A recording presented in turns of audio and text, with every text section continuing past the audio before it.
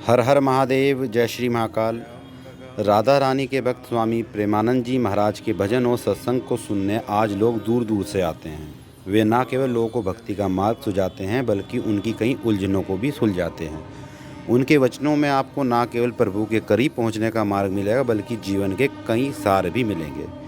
तो चलिए आज जानते हैं विस्तार से स्वामी जी के बारे में और उनके विचारों के बारे में। स्वामी प्रेमानंद जी महाराज आज के समय में वृंदावन में अपने राधा रानी की सेवा और जन कल्याण कर रहे हैं, लेकिन उनका जन्म उत्तर प्रदेश के कानपुर में एक ब्राह्मण परिवार में हुआ था। उनका बचपन का नाम अनिरुद्ध कुमार पांडे है। प्रेमानंद जी के परिवार में उनके दादाजी से लेकर उनके पिता और बड़े भाई तक भक्ति भाव में डूबे रहते थे और इसी माहौल का प्रभाव उनके जीवन पर भी पड़ा।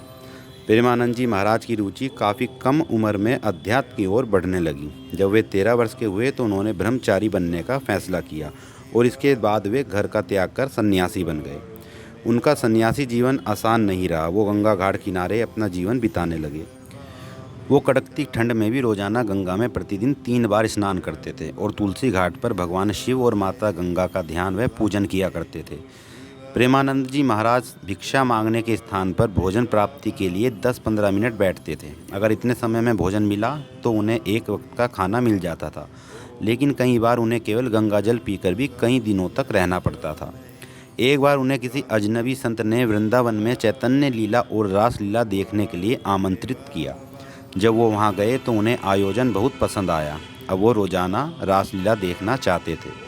उन्होंने इसका समाधान उस संत से पूछा जिन्होंने उन्हें आमंत्रित किया था। तो संत ने कहा कि आप वृंदावन आ जाएं, वहाँ आपको प्रतिदिन रासलीला देखने को मिलेगी। संत की यह बात सुनकर ही उन्हें वृंदावन आने की प्रेरणा मिली।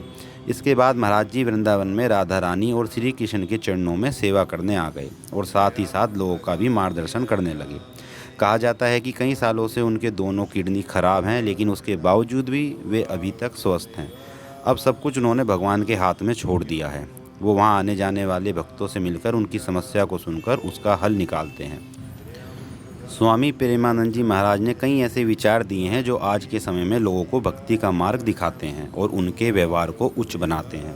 तो चलिए जानते हैं उनके ऐसे 10 अनमोल विचार।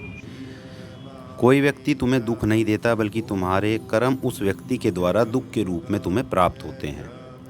क्रोध को शांत करने के लिए एक ही उपाय है। बजाय यह सोचने के कि उसका हमारे प्रति क्या कर्तव्य है, हम यह सोचें कि हमारा उसके प्रति क्या कर्तव्य है। प्रभु का नाम जब संख्या से नहीं डूब कर करो। जिनके मुख में प्रभु का नाम नहीं है वह भले ही जीवित हैं, लेकिन उनका मुख मरा हुआ है। दुखिया को न सताइए, दुखिया देवेगा रोए, दुखिया का जो मुखिया सुने तो तेरी गति क्या होए। बहुत होश में यह मत सोचो कोई देख नहीं रहा। आज तुम बुरा कर रहे हो तो तुम्हारे पुण्य खर्च हो रहे हैं। जिस दिन तुम्हारे पुण्य खर्च हुए अभी का पाप और पीछे का पाप तुम्हारे पीछे लग जाएगा। त्रिभुवन में तुम्हें कोई नहीं बचा पाएगा। सत्य की राह में चलने वाले की निंदा बुराई अवश्य होती है, इससे घबराना नहीं चाहिए। यह आपके बुरे कर्मों का नाश करती है। जहाँ आपके लिए निंदा और बुराई हो वहाँ आपके बुरे कर्मों का नाश हो जाता है। स्वयं को ईश्वर को समर्पित कर दो। यह जीवन जैसा भी है उनका दिया हुआ है। तुम्हारे पास जितने भी साधन संसाधन हैं वह उनकी कृपा का ही प्रभाव है। तुम जिसका भोग कर रहे हो वह सब ईश्वर का है। ऐसे विचार के साथ कर्म करो, जीवन यापन करो, जीवन सुखमय हो जाएगा। ब्रह्मचार्य की रक्षा करें। ब्रह्मचार्य बहुत बड़ा अमृत तत्व है। मूर्खता के कारण लोग इसे ध्यान नहीं देते। हमें सच्चा प्रेम प्रभु से प्राप्त होता है। किसी व्यक्ति से क्या होगा, कोई व्यक्ति हमसे प्यार ही नहीं कर सकता क्योंकि वो हमें जानता ही नहीं, तो कैसे करेगा। तो ये थे प्रेमानंद जी महाराज के 10 अनमोल विचार जिसको आप अपने जीवन में उतार कर इसका लाभ उठा सकते हैं। यदि आपको जानकारी पसंद आए तो चैनल को सब्सक्राइब करें और वीडियो को अपने मित्रों के साथ शेयर करें। माँ भगवती महाकाल की कृपा आप सभी पर बनी रहे। हर हर महादेव, जय श्री महाकाल।